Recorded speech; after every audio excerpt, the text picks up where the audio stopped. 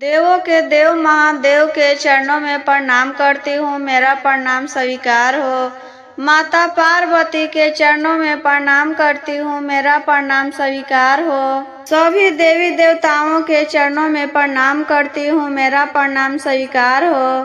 सभी गुरु भाई बहनों के चरणों में प्रणाम करती हूँ। हर हर महादेव गुरु भाई बहनों। आज हम तीज के कथा सुना रही हूँ। दो बहनें कैसे तीज मनाती है। गुरु भाई बहना कथा सुन रहे हैं तो पूरा सुनिए, आधा अधूरा नहीं सुनिए। आधा अधूरा सुनने से शिव गुरु का अपमान होता है और पूरा सुनने से ज्ञान होता है। आज तीज का कथा सुनिए और अखंड सौभाग्यवती का वरदान पाइए। एक गांव में एक राजा थे। रानी एक सुंदर लड़की के जन्म देती है। गुरु बहना, लड़की के जन्म होने पर राजा साहब बहुत ही खुश हो जाते हैं। पूरा नगर में मिठाई बंटवाते हैं। लड़की चांद के समान सुंदर थी, इसलिए राजा साहब उसका नाम पूर्णिमा रख देते हैं।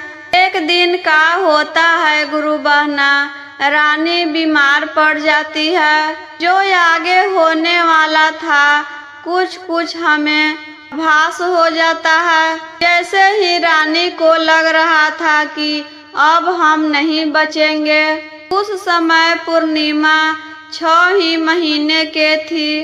रानी अपने बच्ची को राजा के गोद में देती है और कहती है, मेरे जाने के बाद मेरे चांद के टुकड़ा को अच्छे से ख्याल रखिएगा, बहुत प्यार करिएगा। इतना कहकर रानी अपना दम तोड़ देती है। गुरु बहना, रानी के जाने के बाद राजा अपने बच्ची को बहुत सेवा करते थे। समय समय पर दूध लाकर पिलाते थे। सारा काम वह खुद करते थे। बच्ची के सेवा करने में वह राज दरबार में भी नहीं जाते थे। तो सब लोग कहने लगे कि राजा साहब, आपको दूसरा ब्याह कर लेना चाहिए। बच्ची के चलते आप कुछ काम भी नहीं करते हैं। घर में रानी आएगी तो बच्ची को ख्याल रखेगी, सेवा करेगी, माँ के तरफ प्यार देगी। फिर भी राजा साहब नहीं मानते हैं। सब लोग शादी के और जोर देने लगे। तो उसके बाद राजा साहब दूसरा ब्याह कर लेते हैं। गुरु बहना, घर में रानी आई तो राजा साहब अपनी बेटी को ले जाकर सौतेली माँ के गोदी में देने लगते हैं। तभी रानी कहती है कि राजा साहब, यह आप क्या कर रहे हैं? हम बच्ची को कैसे पालेंगे? अभी अभी तो हम आए हैं और बच्ची को संभालना भी नहीं जानते हैं कि बच्ची को कैसे रखना चाहिए, क्या करना चाहिए।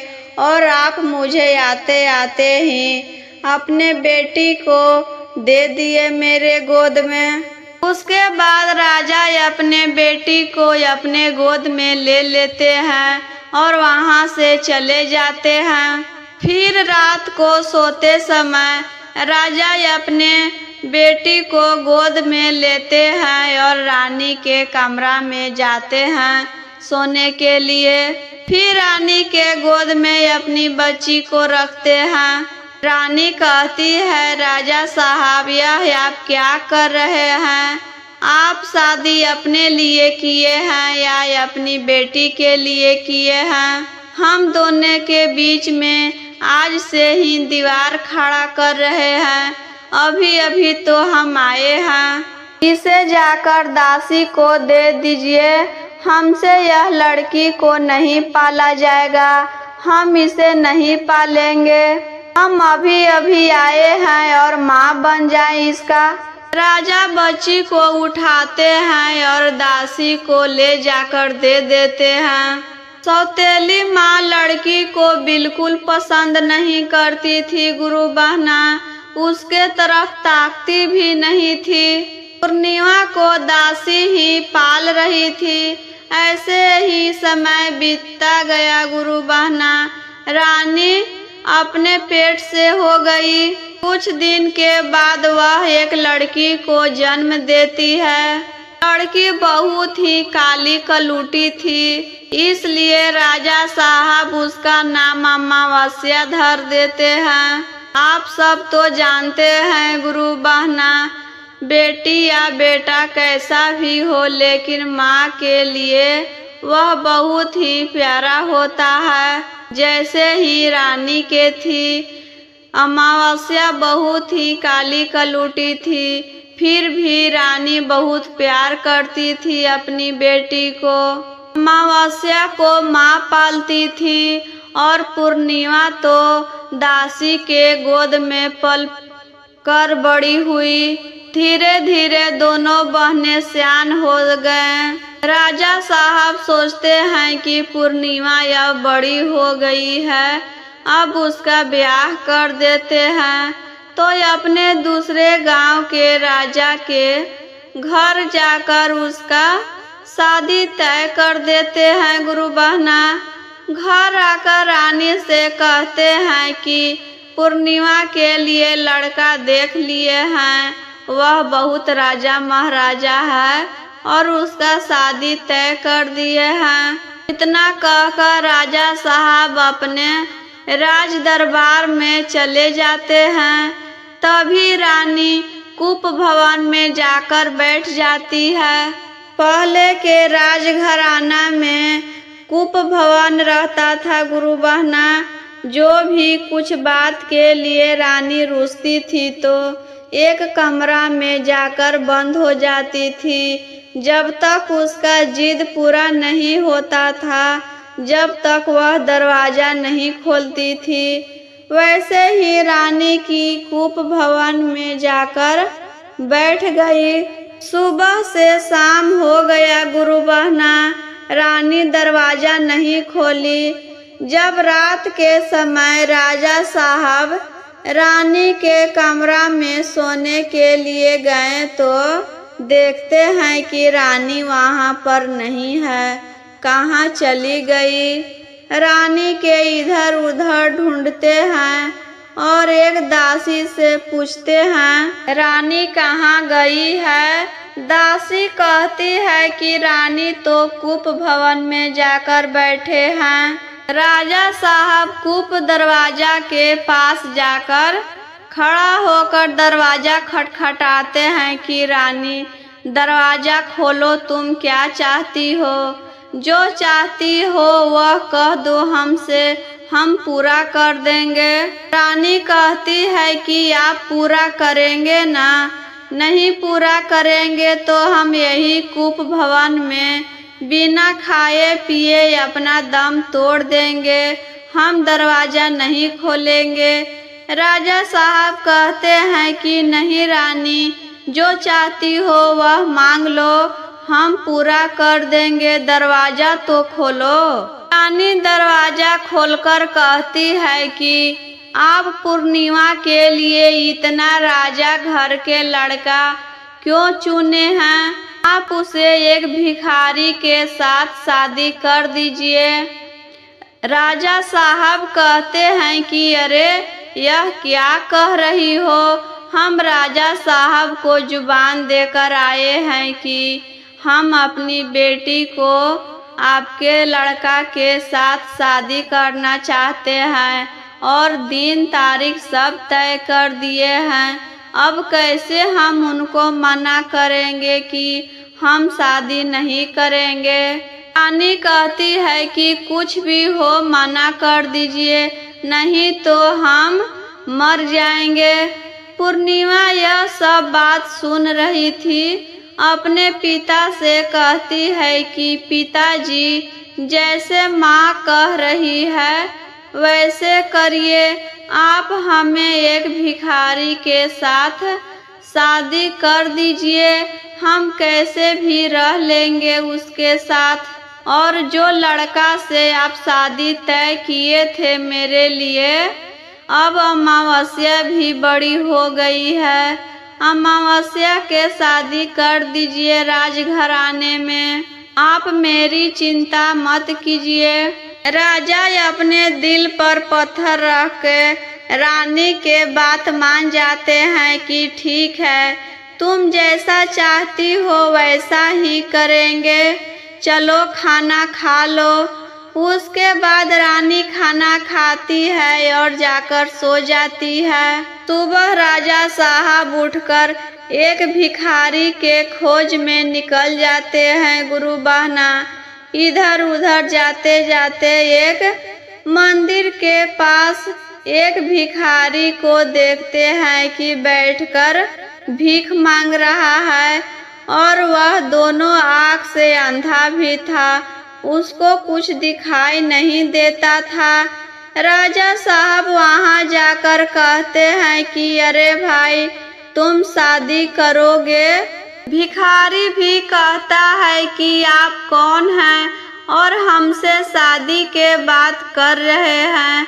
आज तक तो ऐसा नहीं हुआ कि कोई मेरे खाने पीने के बारे में पूछा है और अब शादी के बात कर दिए। हम शादी करके कहाँ रखेंगे, क्या खिलाएंगे? राजा कहते हैं कि जो तुम खाते हो वही खिलाना, बस मेरी बेटी से शादी कर लो।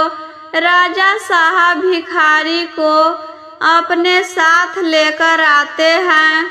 जिस दिन राजा साहब शादी के तारीख तय किए थे, उस दिन राजा बारात लेकर राजा के दरवाजा पर पहुंचा तो राजा साहब अमावस्या के शादी कर देते हैं उस राजा के लड़का से और पूर्णिमा के शादी कर देते हैं वही अंधा भिखारी के साथ।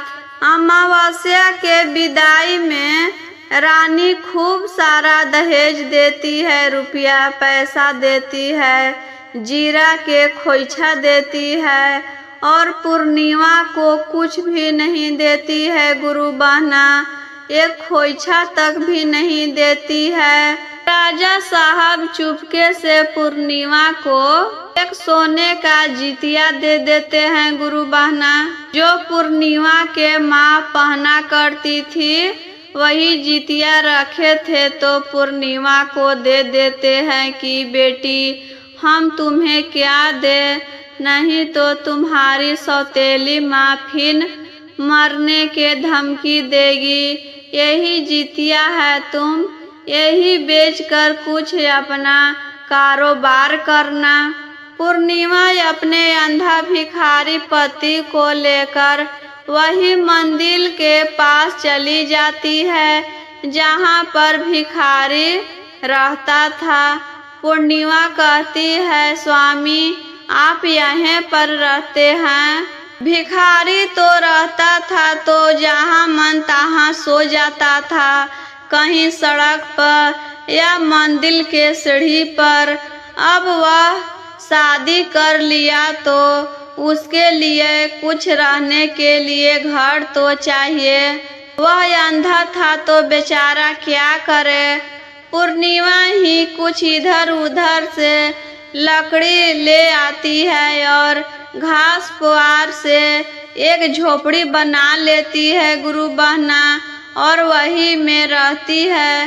राजा साहब जो जितिया दिए थे वही सोनार के पास ले जाकर बेच देती है तो उससे पैसा मिलता है, उसके से वह एक बर्तन खरीद लेती है, तसला कढ़ाई खरीद लेती है, कुछ राशन के सामान खरीद लेती है खाना बनाने के लिए और मंदिर के पास अपने झोपड़ी में आती है और वही राशन से खाना बनाती है, अपने पति को खिलाती है और अपने खाकर वही झोपड़ी में सो जाती है। सुबह उठती है पूर्णिमा, इधर उधर काम के तलाश में निकल जाती है कि कुछ काम तो करने पड़ेगा। तो उसके एक घर में झाड़ू पोछा करने का काम मिल गया। रोज सुबह उठती पूर्णिमा और सुबह मंदिर में जाकर पूजा कर लेती और वहाँ से गंगा जल ले आती थी। अपने पति को आँख धोती थी, प्रसाद खिलाती थी। उसके बाद खाना खिलाकर अपने खाती थी और दूसरे के घर झाड़ू पोछा करने चली जाती थी। रोज ऐसे ही कर रही थी गुरु बहना। शंकर भगवान उसको मेहनत और पूजा करने से बहुत खुश हो गए।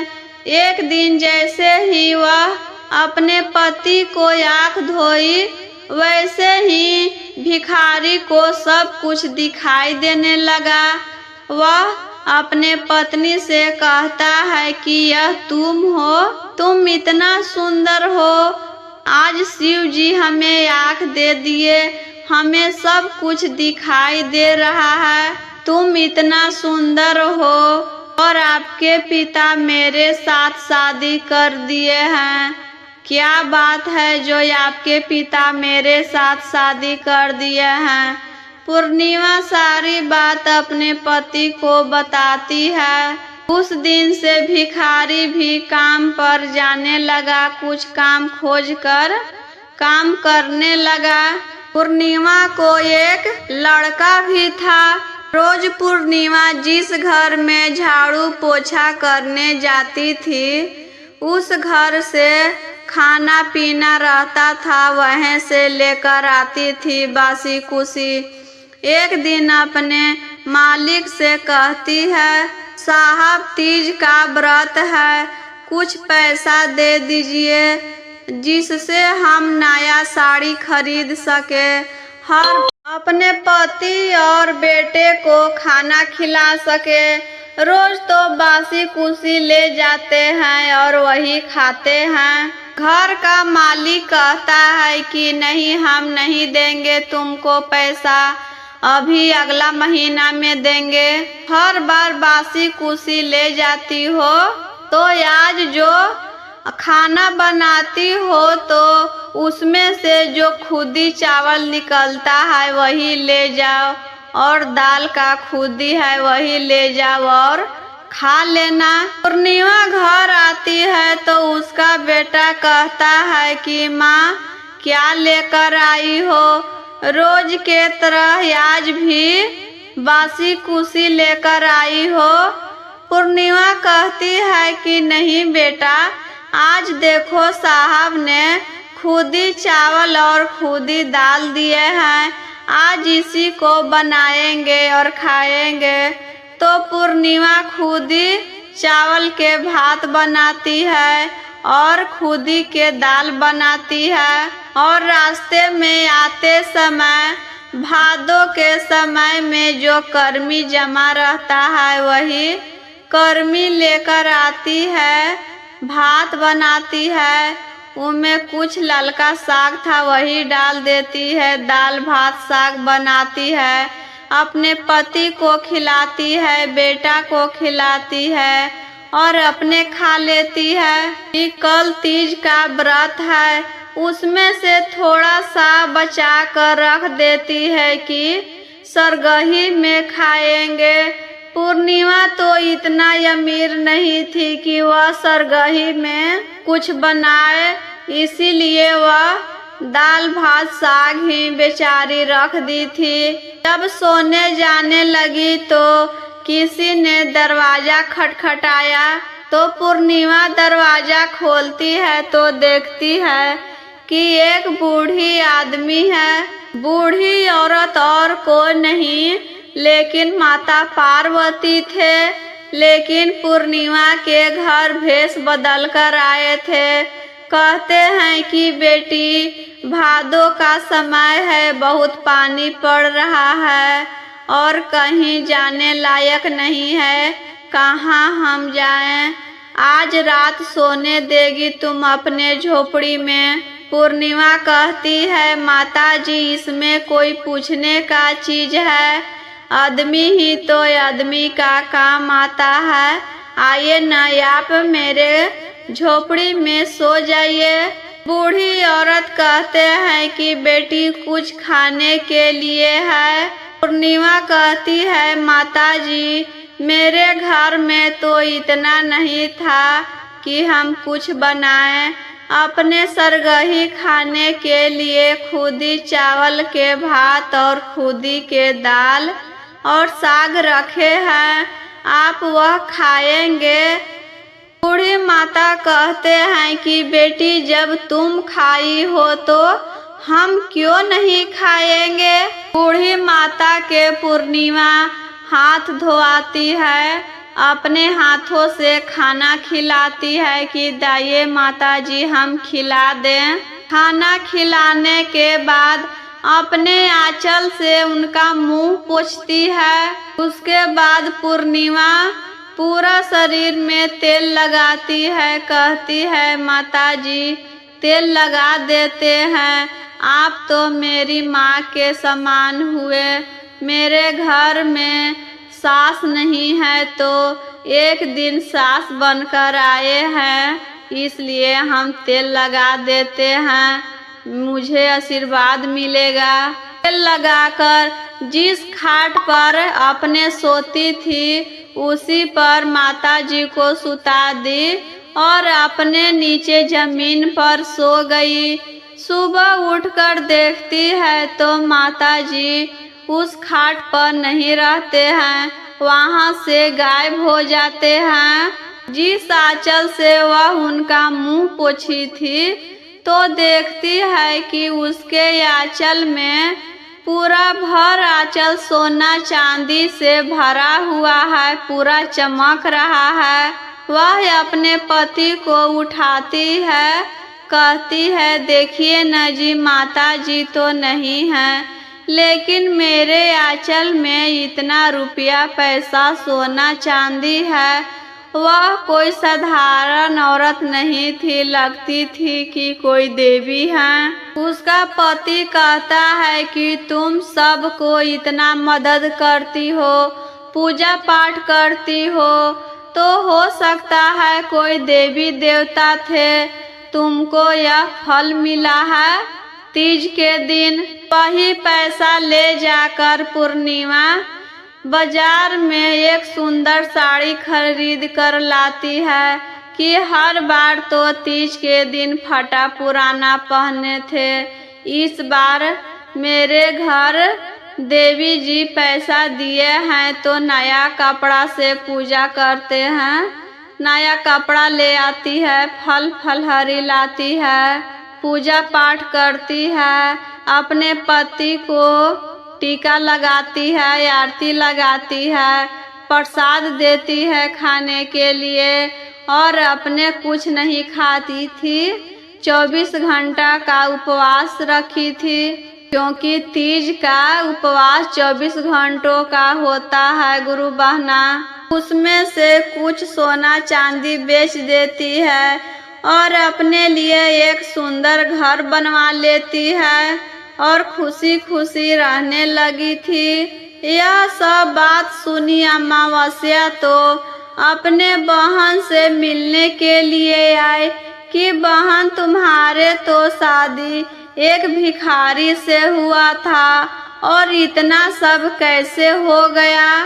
पूर्णिमा सारी बात अपनी बहन को बताई थी, क्योंकि वह झूठ नहीं बोलती थी, वह मन के बहुत अच्छी और संस्कारी थी, इसलिए अपनी बहन से कुछ नहीं छिपाती है। वह सारी बात अपनी बहन को बता देती है। अमावस्या कहती है कि बहन अब से तीज का व्रत आएगा तो हमें भी बताना, हम तो कभी तीज का व्रत नहीं किए हैं, लेकिन अब से तीज का व्रत हम भी करेंगे। जब तीज का व्रत आएगा तो कहना। फिर अगला साल तीज का व्रत आया गुरु बहना, तो पूर्णिमा अपने बहन से कहती है कि बहन आज नहाए खाए है, कल उपवास है। तो जैसे पूर्णिमा की थी वैसे ही अमावस्या भी की, खुद ही चावल के भात बना दी, खुद ही के दाल बना दी और साग बना दी। माता पार्वती सोचते हैं कि नहीं जाएंगे तो वह निराश हो जाएगी। जाकर उसको भी परीक्षा लेते हैं कि वह कितना सेवा करती है। माता पार्वती अमावस्या के घर पहुँचे तो वह खुदी के भात डाल दे दी खाने के लिए और माता जी के सुला दी, अपने जाकर सो गई। सुबह उठकर देखती है तो घर में माता जी नहीं थे। उसके आंचल में पूरा कूड़ा कचरा भरा था। उसका घर पूरा जलकर राख हो गया था। वह रोती रोती अपने पूर्णिमा बहन के पास आई। कहती है कि तुम झूठ बोल रही थी कि मेरे घर में सब इतना हुआ है उन्हीं से, और मेरे घर में आए तो और उल्टा मेरा घर जलकर राख हो गया।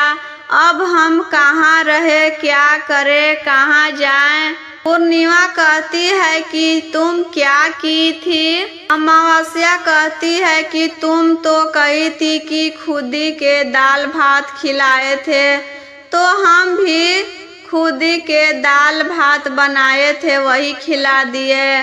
और हम जो रोज खाना बनता है राजा महाराजा के लिए वह खाए।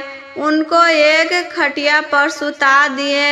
हम जाकर पलंग पर सो गए और तेल भी नहीं लगाए थे। पूर्णिमा कहती है कि गलती अपने की है और हम पे कहती हो। मेरे घर में तो कुछ नहीं था, तो हम खुदी के दाल भात बनाए थे, वही खाए थे, वही खिलाए थे। और तुम्हारे घर में रहते हुए उनको खुदी के दाल भात खिलाई हो, अपने मेवा मिश्री खाई थी, अपने पलंग पर सो गई और उनको एक जमीन पर सुला दी। यही मेहमान का आदर होता है।